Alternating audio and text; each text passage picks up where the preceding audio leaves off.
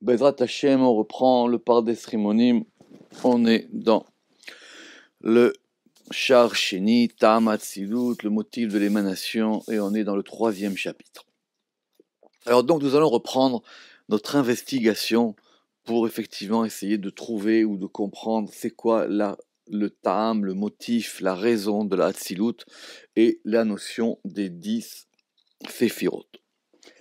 אחר שבפרקים הקודמים כתבנו כל הטעמים שכתבו המפרשים, אין רב, אין מעט. Après que dans les chapitres précédents nous ayons écrit toutes les raisons qui ont été écrites par les commentateurs, ce qu'on a cité dans le chapitre 1 et 2, אין רב, אין מעט, soit peu, soit beaucoup, והתעוררנו עליהם, et que nous ayons eu des remarques à leur propos, כפי אשר הורונו מן השמיים, comme on nous l'a indiqué des cieux. Ramak, il avait l'Esprit Saint, il avait Ruach HaKodesh. Et il le dit des fois par allusion dans le Pardes et dans d'autres textes et dans le Yakar aussi. Il dit voilà, c'est comme ça que Min HaShamayim, que des cieux, j'ai eu des objections par rapport à ce qui avait été dit. Amanu ledaber be'inyan ze, et donc nous allons maintenant parler de ce sujet-là. Kefi asher ya'ale begoralenu, comme cela littéralement montera dans notre sort, c'est-à-dire tel que nous pouvons le comprendre ou tel que nous serons inspirés pour comprendre ce sujet. Le Kodem Kol Davar, et avant toute chose, Nomar, nous dirons des Gavri Chazina Tiyufta lo Chazina, que c'est une expression Gavri Chazina, un homme nous avons vu, Tiyufta lo Chazina, la réponse nous l'avons pas encore trouvée. Kilo yebatser chez Lazo, parce que cette question ne pourra pas être résolue de Mishneh Darachim à cause de deux voies, à cause de deux raisons. Premièrement, Im sheye shelata ma'eser elenu kelomar, soit la question de savoir pourquoi est-ce qu'il y a 10 séphirot dans la Hatzilut, c'est une question qui nous incombe à nous en tant qu'être humain. Mais echal nanu re'aya betorah ou me'achakira el kabbalatenu. Et d'où est-ce que nous aurons des preuves, soit d'après la Torah, soit d'après l'investigation, par rapport à ce que nous avons reçu? Si la question elle est sur nous, il va falloir qu'on trouve des preuves pour cette raison des 10. Oh, ou alors c'est une question qui se pose sur l'émanateur lui-même. Ein Sof Melech Malchei Melachim Baruchu, c'est-à-dire l'émanateur, le Ensof, le roi des rois qui soit béni. Et on peut se poser la question, finalement, c'est lui qui a choisi. Pourquoi est-ce qu'il a choisi 10 et pourquoi est-ce qu'il n'a pas choisi un autre nombre? Rappelez-vous qu'on avait dit que de toutes les manières, c'était la Kabbalah qui désignait l'arithmétique et pas l'inverse. Donc s'il avait choisi 20, on aurait trouvé des raisons pour 20.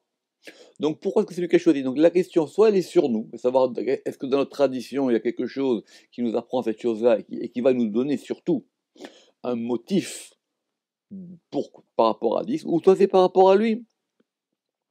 Ou les cholchad me'elu nomar. Et par rapport à ces deux questions, nous allons maintenant dire Imashela elenu, si la question elle est par rapport à nous.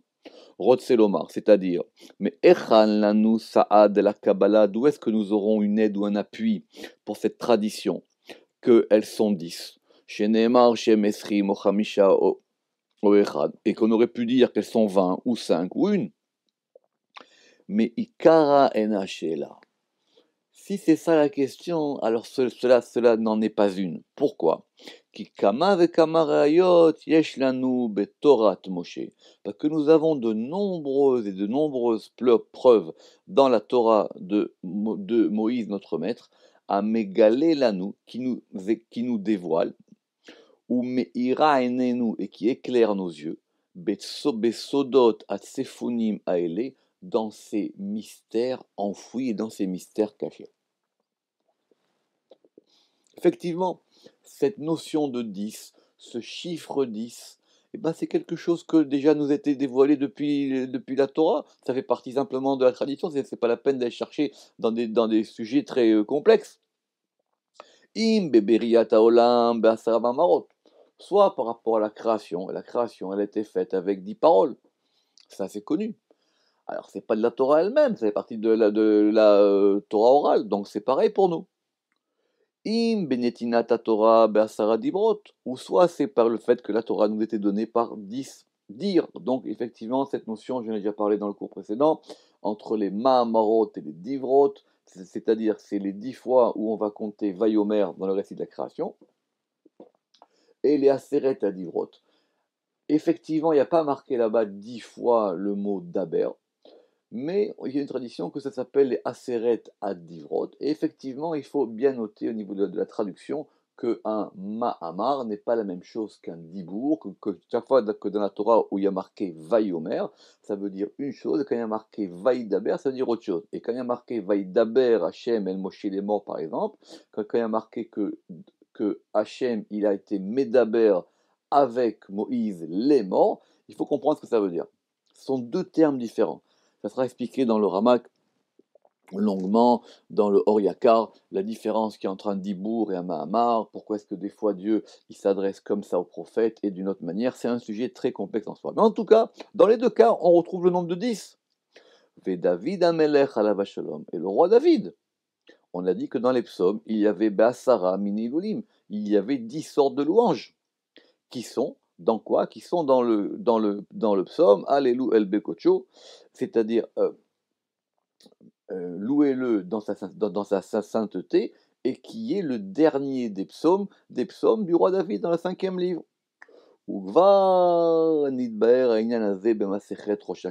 Et c'est écrit en toutes lettres dans le Talmud, dans la Gemara de Rosh Hashanah. Alors, rappelez-vous, dans le chapitre précédent, on avait amené une preuve de la Mishnah, dans Pirkei Avot, qui disait que le monde avait été créé Be'asara Ma'amarot, que le monde avait été créé avec 10 Ma'amarot, et là-bas on avait la question de savoir pourquoi une et pas 10. Revoir là-bas, c'était assez complexe, c'était une question sur le Rekanati, et comment ça avait été réglé. Mais maintenant, ce texte de la Gemara, c'est un texte très important, parce qu'il va donner le cadre et les dimensions de cette notion de 10. Et on va voir comment est-ce que le Ramak était un très grand talmudiste et comment un kabbaliste il lit le Talmud. Alors de quoi il s'agit là-bas dans Rosh Hashanah? Pourquoi c'est dans Rosh Hashanah? Parce que là-bas on parle des sonneries du chauffard. À Rosh Hashanah on sonne le chauffard, et il y a un nombre de sonneries, et il y a des sonneries qui vont s'appeler des malchouyot, c'est-à-dire des royautés, et elles sont au nombre de 10. Et ça, c'est donné qu'il y a 10 malchouyot. Simplement, l'Agma répond à la question, elle dit des Garcinan Atam, parce que c'est écrit là-bas, c'est dans Rosh Hashanah en 32a. Eni, Asara Malchuyot Kenegedmi. Ces 10 Malchuyot, elles correspondent à quoi? Amar Rabbi, premier avis de Rabbi, Keneged Asara Ilulim Shamar David Besefer Teilim. C'est en rapport des 10 louanges que le roi David a dit dans le livre des Teilim. Ilulim, tout va à vous. L'objectif dit, mais des louanges, il y en a plus que 10, il y en a un grand nombre dans les psaumes. Alors il dit, Anar dirtiv behu, ce sont celles dont il est écrit, Hallelu beteka shofar, ce sont celles qui sont à la fin, qu'on vient de dire, qui sont à la fin du livre des Teilim, c'est-à-dire les derniers psaumes. Ça c'est le premier avis. Deuxième avis, Rabbi Yosef Amar Keneged Aseret Adibrot, Sheneemru lo le Moshe Besinaï. C'est un rapport des 10 dires, c'est comme ça qu'on avait décidé de traduire, en fonction des 10 dires qui ont été dits à Moïse au mont Sinaï. Deuxième avis. Rabbi Yochanan Amar, et Rabbi Yochanan dit, troisième avis, Keneged Asara Mamarot Shebaem Nivra Haolam. En rapport des 10 fois, des 10 Mahamarot, des 10 paroles, des 10 fois où il y a marqué Vaomer, Vayomer, quand Dieu a dit au moment de la création du monde, et c'est par ces paroles-là qu'il a créé le monde. Question de la Gemara, quand on va regarder dans le texte de la création, dans le chapitre 1 de la Genèse, est-ce qu'on va vraiment trouver 10? Sur la première question de David, on avait dit il y avait des Iloulim, il y avait des louanges, il y en a plein, on a dit non, c'est les 10 dernières. Effectivement, là-bas, on compte 10. Sur le deuxième avis qui avait dit les Aseret Adivrot c'est une tradition qui est Aseret Adivrot. Mais maintenant, toi tu me dis les Asara Mamarot, où est-ce qu'elles sont? Alors pourquoi est-ce qu'on ne dit pas que c'est aussi une tradition, les Aseret Mamarot, pardon, les Asara Mamarot? Alors effectivement, il faut aussi regarder dans le texte comment ça marche. Et c'est là que ça va se compliquer. Aïniou, et c'est quoi? C'est chaque fois où il y a marqué Vayomer de Bereshit, et chaque fois où il y a marqué Vayomer et Vayomer dans Bereshit, Tisha Avu, là-bas il n'y en a pas 10, il y en a 9. Ah, alors, comment ça marche? Alors il dit Bereshit Nami Maamaru.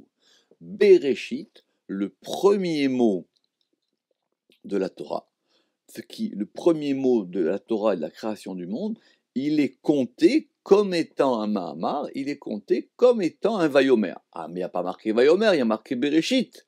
Alors c'est pour ça qu'il a dit que ça fait que 9. Ah, et alors comment est-ce qu'on pourrait le considérer comme étant un 10e? Dirtiv, Bidvar Hashem Shamaim Naasu. Par la parole de Hashem, les cieux ont été faits. Donc le Bereshit est considéré comme une parole. Ça sera discuté dans le Zohar, cette question, est-ce que Bereshit, il est Mahamar ou est-ce qu'il est Chatsi Mahamar? Mais en tout cas, pour le moment, on est au niveau du Talmud, donc on essaie de comprendre ça. Alors maintenant, on va voir comment est-ce que le Ramak, il a compris cette Gemara. À Emet, il dit, en vérité, qu'il y a Mahamar Azé Lichora caché. A priori, ce passage du Talmud, il est difficile. Be'inyan Rabbi Yochanan, à propos de Rabbi Yochanan. Parce que Rabbi Yochanan chez Tiretz, lui, il a répondu, il a objecté que Bereshit Nami Mahamaru, il a dit que Bereshit aussi était considéré comme étant un Mahamar. Ve'ine. Et donc, ça veut dire quoi? Ou Romez, il fait allusion, Bechorma, il fait allusion à la Chorma, qui s'appelle Reshit. Alors, le Ramak, évidemment, il va vite et il pense qu'on connaît, donc il faut qu'on prenne le temps d'analyser ou de décomposer son raisonnement. Donc, quand on dit que Bereshit va compter comme un Mahamar, ça veut dire quoi? Alors il dit d'abord, c'est connu que Reshit, c'est lié à Chorma, à cause d'un verset qui sera cité plusieurs fois, Reshit Chorma, le commencement, c'est la sagesse. Ce qui voudrait donc dire quoi? Que, ou Romez Bechorma, chez Nikre Reshit, donc il s'agit de la Chorma qui s'appelle Reshit, mais le verset il a dit Reshit Chorma, et nous on a Bereshit. Et le bet de Bereshit dans le Sefer Torah, c'est un grand bet, la lettre bet. Vea bet Gedola. Et le grand bet, Romezet Elea, c'est une indication à la Chorma qui serait donc la première parole de la création. Imken, s'il en est ainsi, Afalgav de Bereshit Naamim Amaru, s'il en est ainsi, à savoir que Bereshit aussi est considéré comme un Mahamar, Akate Tisha Avu. Donc, ça fait 9. Pourquoi ça fait 9? Parce que ça veut dire qu'on a commencé à compter à partir de Chorma et qu'on n'a pas compté Keter. Donc, vous voyez bien comment est-ce que le Rama qui lit la Gemara. Ok, il y a 10, mais il dit non, il y a 9. Pourquoi il y a 9? Il y a 9 parce qu'il manque un Vayomer. Alors il dit le Vayomer qui manque, il s'appelle Bereshit, mais Bereshit c'est Chorma. Donc la preuve qui me dit que c'est 10, et sous-entendu que les 10 correspondent aux 10 séphirotes, elle n'est pas suffisante. Caché. Et donc c'est une difficulté. Imken, maï caché aller les makshe. Alors il dit, et maintenant, et par rapport à celui qui dit que Bereshit ne compte pas dans le compte, alors donc à ce moment-là, il aurait dû lui dire, mais si c'est comme ça, alors donc ça fait que 8. Alors, et si maintenant, Alors si maintenant tu me dis que Keter n'est pas dans le compte, alors pourquoi est-ce que le fait qu'il ait ramené Bereshit comme étant le 10e Mahamar, cela va répondre à la question de avaler l'akshouye, afalgav, parce qu'il aurait dû lui objecter, afalgav de Bereshit nami Mahamaru, bien que Bereshit soit aussi un Mahamar, im kolze akatem Bereshit tisha. Et donc du coup, même avec Bereshit, bien qu'on arrive à un compte de 10, on est arrivé à un compte de 9. À vous des Bereshit, Chochma, parce que Bereshit, c'est lié à Chochma. Donc vous voyez bien comment est-ce qu'on peut comprendre le Talmud déjà de façon kabbalistique, mais surtout comment est-ce qu'on peut comprendre la question. C'est-à-dire quoi? C'est pas 10 qu'on veut. On veut comprendre que ces 10 correspondent aux 10 Sphirot. Et le Rama qui pense que c'est ça la discussion du Talmud. Il ne s'agit pas d'établir 10 comme étant encore une fois un nombre arithmétique, et on reviendrait sur le problème qu'on a posé dans le chapitre précédent. Il s'agit maintenant de comprendre cette notion de 10 par rapport aux sphirotes. Pourquoi? Parce qu'on sait que les sphirotes sont au nombre de 10, mais on veut comprendre c'est quoi cette notion de 10. Zo'i she'ela klalit be'inyan ha'ma'amarot aniskarim be'ma'amar. Et donc cela est une question générale à propos de ces paroles de la création qui sont citées dans ce texte du Talmud. Vechen, mitor kushiazo. Et à propos ou du sein de cette difficulté ou de cette question, nachriar zvarat, nous allons maintenant établir la pensée de Rabbi Shem Tov ben Shem Tov. Qui c'est Rabbi Shem Tov ben Shem Tov? C'est un kabbaliste du XVe siècle.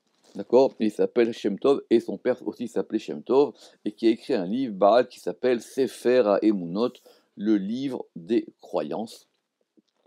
Chez Naatik les Shono, dont nous rapporterons les propos Béchar, Ima Ensof ou Aketer, dans le portique qui posera la question est-ce que le Ensof est le Keter au chapitre 3. C'est quoi cette opinion? Cette opinion où Zbarat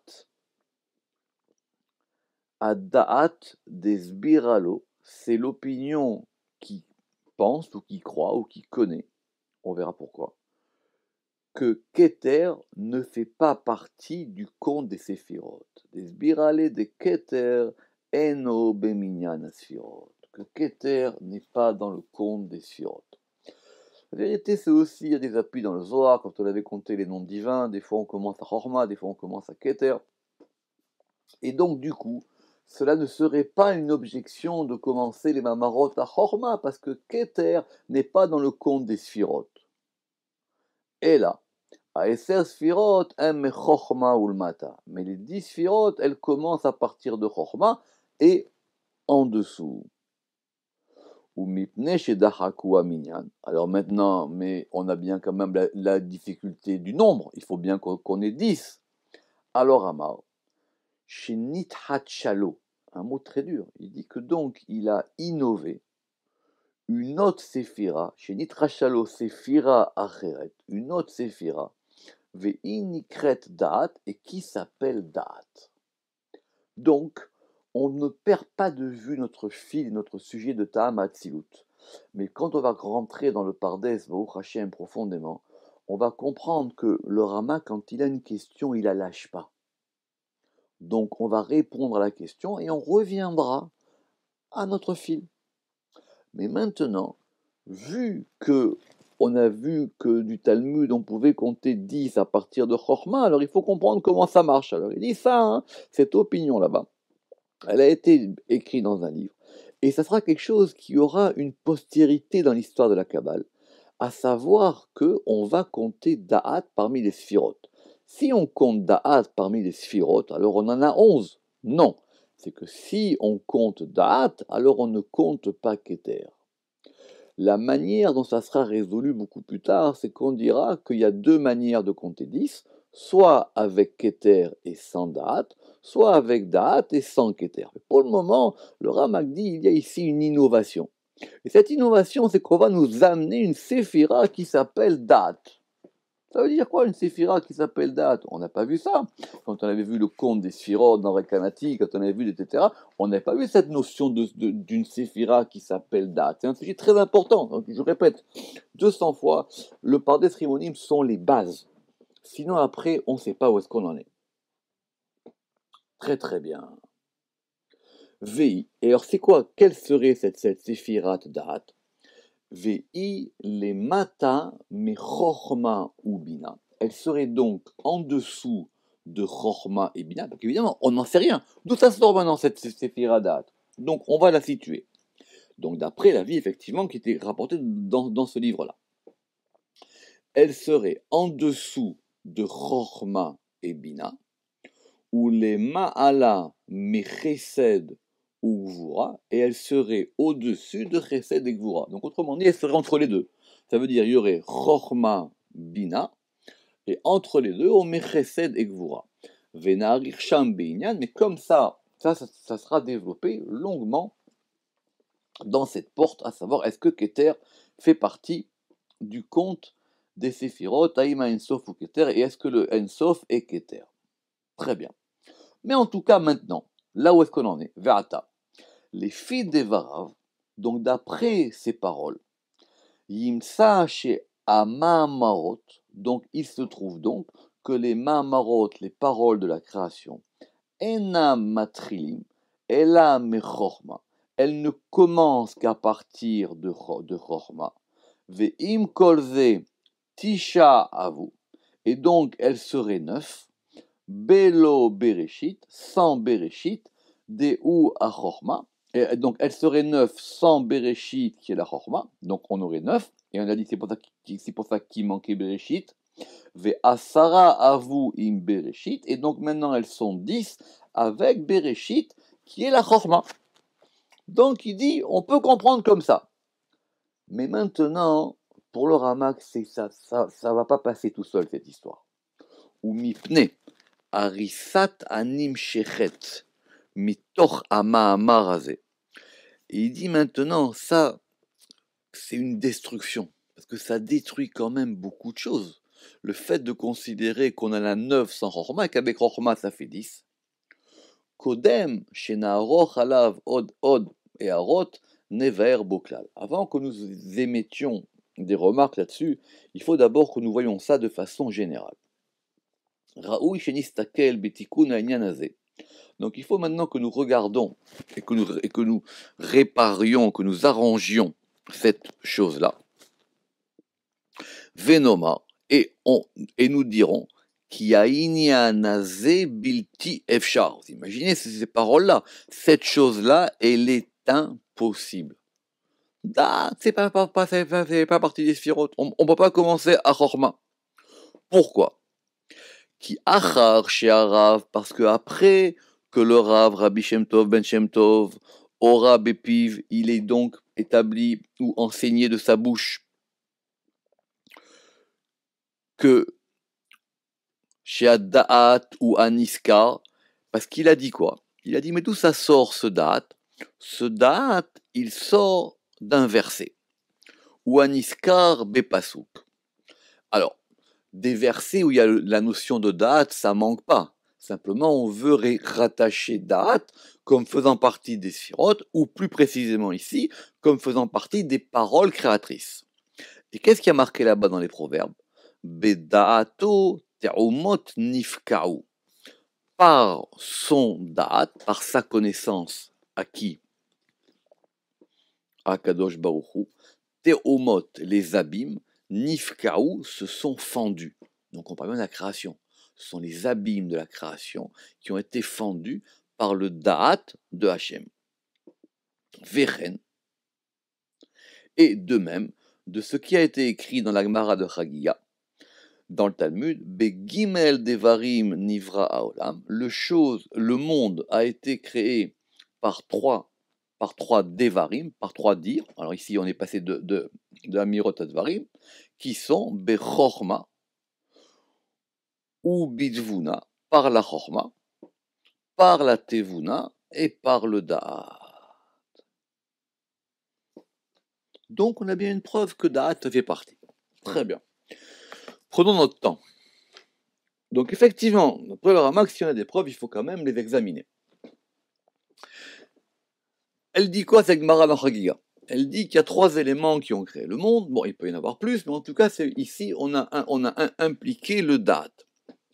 Et ça, effectivement, c'est une question. Très bien. Quoi, évidemment, on ne va pas épargner. Simplement, la question, elle est sur le date. Pourquoi est-ce qu'on n'a pas posé la question sur Tevuna? Tevuna, c'est pas une sphira. On connaît Bina, on ne connaît pas Tevuna.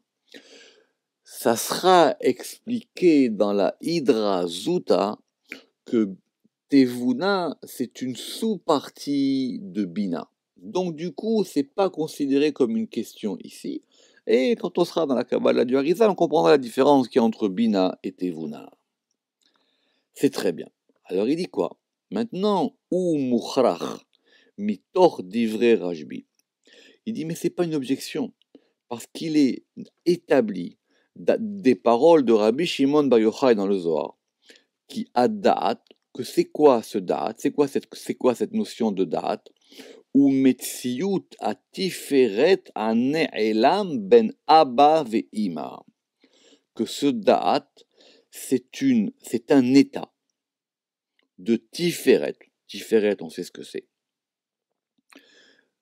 Mais Tiferet peut avoir plusieurs états. Il y aura une porte qui s'appellera Sha'ar HaMetziot qui parlera des différents états des sphirotes. Parce que les sphirotes aussi peuvent avoir différents états et elles ont des dynamiques. Donc Tiferet, dans un de ces divers états, quand il est Ne'elam, quand Tiferet va être caché, qui a date ou Metziut à Tiferet à Ne'elam, et quand il est caché, Bein Abba Ve'ima, et qu'il est caché entre père et mère, c'est-à-dire entre Chochma et Bina. Il y a une, autrement dit, on pourrait même dire, il y a un état de Tiferet qui normalement se trouve entre Chesed et Gvura, soit au-dessus, soit en dessous. Et il y a un état de Tiferet qui est plus haut, et qui est un Tiferet qui est caché entre Abba et Ima. Et c'est ça qu'on appelle Vezeu Anikra Benya. Et il s'appelle Benya, il s'appelle le fils de Yud Ke. Il s'appelle le fils du Shemia, c'est-à-dire il est le fils du Yud, qui est Chorma, et il est le fils du He, qui est Bina. Cette notion de Benya appliquée à date, c'est un sujet à part. Ceux qui veulent l'approfondir, c'est un sujet très très passionnant et qui sera aussi expliqué dans la Hydra. Chez Aliyado, parce que par cette notion de Da'at, qui est une réalité enfouie de Tiferet entre Abba Ve'ima, Yichud Chochma Ve'bina, c'est par cela que se fait l'unification de Chochma et Bina. Donc il y a un degré de Tiferet caché qui se trouve entre Chochma et Bina et qui s'appelle Da'at et qui est considéré comme étant le fils de Chochma et Bina. Et ça, nous le développerons dans la porte en question. Mais en tout cas, cela ne fait pas de Da'at une séphira. Da'at, c'est quoi? C'est simplement un sous-état de Tiferet. Donc, c'est pas une séphira à part. Ve'ine, les fizé, Raoul Shenishal, et donc d'après cela, on peut effectivement poser la question, Manishtana a Da'at azé. Si effectivement ce Da'at-là, d'après l'avis de Rabbi Shimon Bar Yochai, ce n'est qu'un état particulier de Tiferet, pourquoi est-ce qu'un état particulier deviendrait une sphira? Des états de sphirotes, il y en a sans fin. Chez où? On va lire dans les mots parce que c'est pas facile. Ok. והנה, לפי זה ראו שנשאל מה נשתנה הדעת הזו שהוא מציאות התפארת הנעלם המתעצל בין אבא ואמא, להיות פועל באמר בפני עצמו. Qu'est-ce qui ferait que cet élément caché de Tiferet qui se trouve entre Abba et Ima, tout d'un coup serait l'acteur d'une parole créatrice, plus qu'un autre aspect d'une autre séphira. Misha'ar Metziyot Asfirot Shelo Pa'alu Ma'amarim. alors qu'il y a d'autres aspects des séphirotes qui, eux, n'ont pas provoqué, n'ont pas été les acteurs de paroles créatrices. Im shegvar aviatam kadmu le aviatadat. Et ces autres aspects, ils sont en plus antécédents, ils sont en plus, ils précèdent, ils précèdent la réalité de date. Par exemple, quoi? Kemo metziuta bina anelem bachorma. La bina qui est à l'intérieur de Chorma, et ça c'est facile, c'est pas quelque chose qu'on a inventé. On sait qu'effectivement on va pouvoir diviser les sphirotes, et donc il y a une bina qui est à l'intérieur de Chorma. Et donc, on aurait pu considérer qu'elle aussi, elle puisse avoir une action créatrice. Alors que cette notion de date, qui est beaucoup plus exceptionnelle, et qui est un degré caché, pourquoi tout d'un coup, elle deviendrait actrice d'une parole créatrice? Qui kemo shepala achorma be'asma. Parce que de même que la chorma, elle va agir elle-même dans la création, Raoui gamken shetipael abina aneelemet. Donc on pourrait considérer aussi que la bina, qui est cachée à l'intérieur de Chorma, elle puisse aussi avoir une action dans la création, mais une action qui justifierait une parole. Vechen, et de même, Metsiud Gevura Aneelem Babina, et de même la Gvura qui serait enfouie à l'intérieur de la Bina, ou Metsiud Chesed Aneelam Bachorma, et la notion de Chesed qui serait à l'intérieur de Chorma, ça veut dire qu'il y a toujours la possibilité d'avoir des sphirotes à l'intérieur des sphirotes, et ces sphirotes-là, elles pourraient aussi agir dans la création, évidemment qu'elles agissent, mais elles agissent par rapport à leur sphira générale.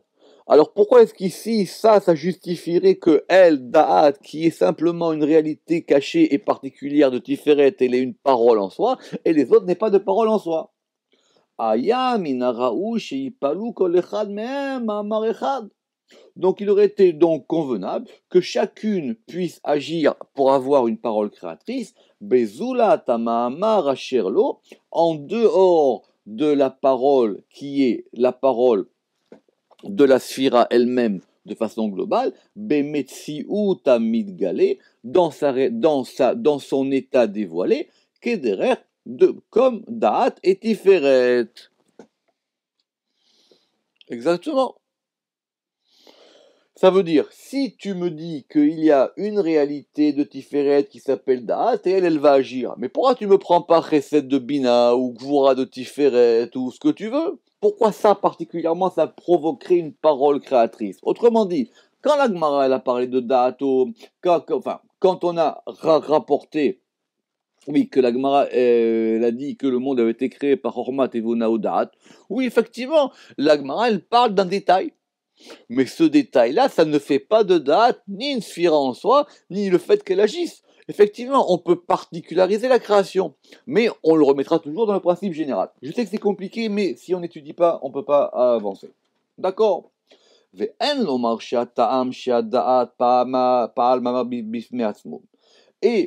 on ne peut pas dire non plus que la raison pour laquelle Da'at aurait été agissant d'une parole en soi,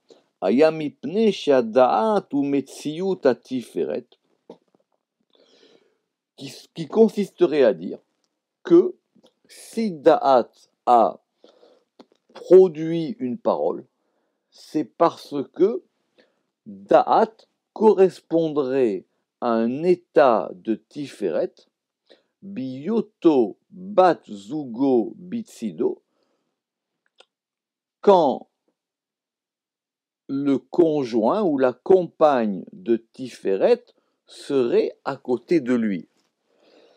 C'est pas facile, mais ça voudrait dire ici que on pourrait peut-être, c'est ça que tu pourrais m'objecter, on pourrait peut-être penser que Da'at agirait comme une parole créatrice dans le fait qu'il y a une particularité dans cet état de Tiferet, à savoir que Da'at, c'est celui qui va provoquer l'union de Tiferet avec son élément féminin quand celui-ci sera à côté de lui.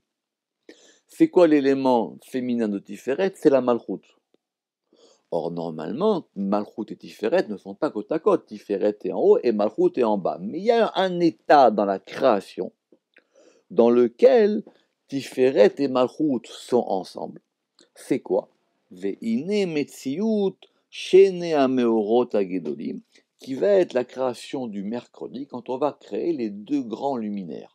Or, ces deux grands luminaires, qui sont le soleil et la lune, qui correspondent à Tiferet et Malchut, ils ont été créés d'égale grandeur et côte à côte. Donc là-bas, il y avait une configuration dans laquelle Tiferet et Malchut sont côte à côte. Et l'union se fait par date. Donc du coup, cette particularité de date, elle a ici quelque chose de particulier. Ce sujet-là, qui s'appelle Sha'ar Mi'ut Hayareach, le principe de la diminution de la lune, il sera expliqué dans une porte en soi, mais normalement, pour résumer, quand on va placer que Malchut, elle est la dernière et Tiferet, elle est au-dessus, ce n'est pas la véritable configuration. La véritable configuration, c'est que Tiferet et Malchut, elles sont d'égale grandeur et côte à côte, non pas comme Rekanati avait décrit Malchut dans le chapitre précédent. Mipne, Sheayu Meyuchadim. Et donc, parce que ces deux luminaires qui sont Tiferet et Malchut, ils étaient unis. Pa'alu Shenehem Yachad. Donc, ils ont agi ensemble. Ils ont été créés côte à côte. Donc, ils ont agi ensemble. Ma'amar Echad. Et ça a provoqué une parole créatrice. Kedimion Shara Sfirot. Comme les autres, à l'image des autres Séphirot. Omnam, et toutefois, Achar Shekitrega Ayarea, parce qu'il y a eu une accusation de la lune, que le verset dit qu'au départ, il y a eu deux luminaires, deux grands, et après, il y a un grand et un petit. Donc, entre les deux, il y a eu un problème, il y a eu une accusation de la lune qui fait que maintenant, il y a eu le fait que le soleil, il reste en haut, il est grand, et la lune, elle reste en bas, elle est petite, et c'est elle qui reçoit sa lumière du soleil. Achar Shekatrega Ayarea, Venit Maeta, et qu'elle a été diminuée. Venitrarda, et elle a été dérangée. Nirleku ameorot leshnaim, et donc du coup, maintenant, ces deux luminaires ont été séparés en deux. Vechazar Tiferet, et Tiferet, il est revenu, ou Pa'al Ma'amar Bifnatmo, et il a produit une parole créatrice en soi, Ve'amalchut, Ma'amar Bifnasmo, et la Malchut aussi en elle-même. Ça veut dire quoi? Ça veut dire qu'a priori, si on considère ici que Tiferet et Malchut ils sont un, alors on aurait pu considérer qu'effectivement il y a aussi une parole de date, ou c'est parce que le fait que date il unit Tiferet et Malchut qu'on va pouvoir considérer que lui aussi il peut émettre une parole créatrice. Des imket, alors parce que s'il en est ainsi, lama mikaralo pa la Tiferet ma'amar le asmo. Mais si c'est comme ça, pourquoi tu ne me dis pas que, puisque ce sont deux luminaires, alors effectivement, Tiferet aurait produit une parole pour lui-même, et la Malchut pour elle-même. Imeyota meyuchadim tacheta yichud, s'ils étaient effectivement unis dans de la plus grande des unions. Chez IF Charles Achlish, parce que de toutes les manières, même quand on a dit que c'était deux luminaires, ça fait quand même deux séphirotes. Chez I, parce qu'on ne peut pas nier. Chez IF Charles Achlish, chez Ayou, chez Tesphirot. C'est quand même deux sphirotes, on ne peut pas considérer qu'elles sont un. Donc, le Rama qui fait une objection à laquelle il répond. Il dit la seule manière que tu aurais que je puisse considérer ta notion de Das serait de considérer que Tiferet et Malchut étaient tellement unis que ça faisait un, et que l'union, et que le principe qui procédait à leur union, qui s'appelle Das, alors lui aussi, il a pu produire une parole créatrice. Et tout ça, ça marche pas. Pourquoi? Chez Imloken et la Shenam Nirshavim. Et là, les sphirachat. Parce que si c'est ainsi, on ne peut pas les considérer comme étant une seule séphira. Imken, imsaou asphirot, kodemamiou tesha. Parce que si c'est comme ça veut dire que les sphirot, avant que la lune soit diminuée, ils étaient au nombre de 9 et pas 10. Pourquoi? Chez Area Malchut va Tiferet em séphirachat. Parce que du coup, tu as considéré que Tiferet et Malchut étaient une seule séphira. Veken, et de même. Alors si c'est comme ça, quand à la fin des temps, effectivement, le soleil et la lune auront la même lumière. Et donc, du coup, ça reviendra à l'état initial de la création du mercredi. Alors, on reviendra sur un nombre de 9. וכן כשתחזור אל מקומה הראשון יהיו 9. וזה נמנע בחוק החוכמה, et cela est impossible d'après la règle de la sagesse, de cette sagesse-là, c'est-à-dire de la Kabbale, kedepirashnu beshar hakodem, comme on l'a expliqué dans la porte précédente. Ça veut dire donc qu'il n'y a que 9 firotes et pas 10. Donc du coup, cette objection, elle ne tient pas. Ve'od, et de plus. Are eser adivrod v'asara ma'amarot inyanim echad. Et de plus, c'est ce qu'on va voir la prochaine fois, Bezrat Hashem. Il y a un parallélisme que on peut faire entre les 10 paroles de la création et les 10 paroles qui ont été données à Moïse au mont Sinaï. Et là, effectivement, on ne pourra plus objecter cette notion-là. Ve'od, are eser divrod ve'eser ma'amarot inyanim echad, kedemouchar mitoch ha'ma'amar shetaknu lemala. Déjà, ça, c'était par rapport à ce qu'on avait vu dans le Talmud, qu'on avait dit qu'effectivement, qu'on avait mis en parallèle les 10 paroles de la création et les 10 dires de Moïse au mont Sinaï. Vechen Mouchar Bazohar, et ça aussi, c'est établi dans le Zohar. On verra ça, Bezrat Hashem, la prochaine fois. Baruch Adonai Le'olam. Amen ve Amen.